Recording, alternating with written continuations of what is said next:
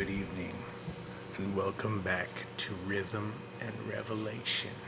Tonight we begin this story of a man acquainted with grief, a life forged in hardship.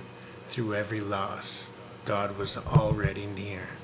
Though this man did not yet see him clearly, let us step back to a childhood marked by sorrow and a heart shaped by compassion. Born into a one-room log cabin, frontier raw as an open wound. Kentucky soil, 1808, sinking spring farm. That's what they called it, though nothing there stayed sunk.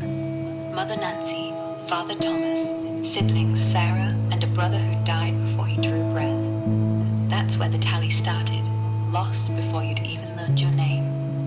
He arrived February 12th, a Sunday, and winters bit like iron teeth. No cradle, no warmth but mother's body and the fire she nursed till it died too. She'd hum old hymns, those Presbyterian refrains, but quietly. Pa didn't like religion talk. Yet she'd sneak Bible verses into chores. Be kind to animals, tend the weak. First memory, chopping wood at 4, because someone had to, and he was tallest, on tiptoe.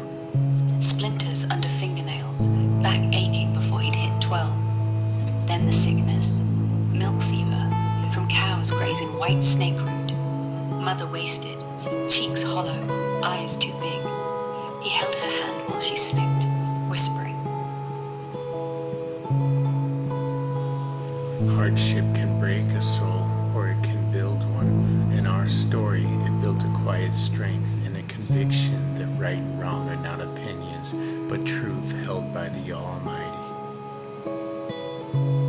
By 15, he'd read everything twice. The King James, Shakespeare, even Weems's Life of Washington, that sugary myth, yet it stirred him.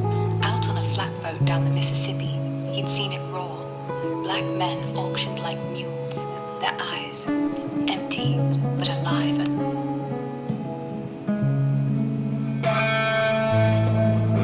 burning coal. Back in Indiana, he'd wrestle neighbors for sport.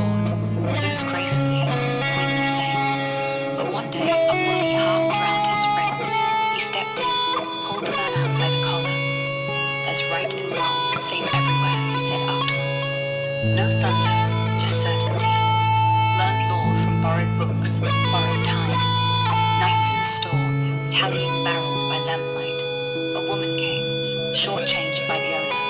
Next morning, he rode 20 miles to give back her coin. Folks is precious, he'd mutter, counting change twice. Hated slavery's logic, that some were less. When Pa wanted to sell him off for labor, he refused. Worked extra to buy his own freedom. Surveying creeks, he'd talk to crows.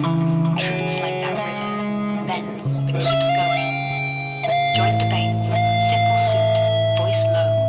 Argued against Indian removal, not popular, but he slept better.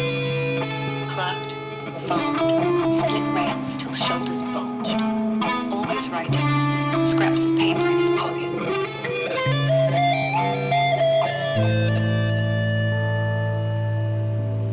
In the fire of trial, the Lord refined our hero. Prayer became his refuge. Grape reshaped his resolve, and compassion for enemies became his legacy.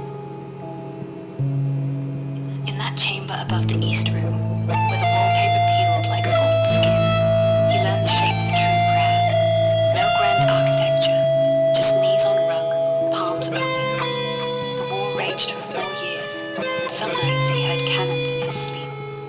Gettysburg, he'd visited the field 2 months before, walked the rows with farmers, told them this ground will be holy. Then came Pickett's charge, the bodies stacked.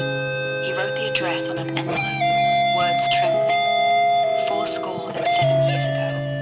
But what he'd left out, and only his secretary knew, was the line, "We here highly resolve that these dead shall not have died in vain, because God wills it." Faith wasn't ornamental now.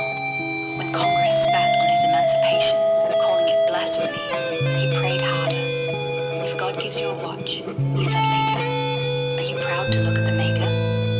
Mercy seeped in, up all night pacing, and half the time he commuted.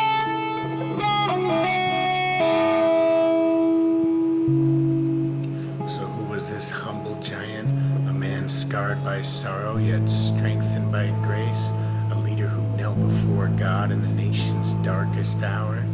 You know his name, Abraham Lincoln. His life reminds us that God can use the broken to heal the broken. Indeed. And though Ford's pistol cracked on Good Friday, the message rang louder. Mercy, even for Wilkes Booth, hiding in a barn, who cried out for water before they shot him dead. Let him go.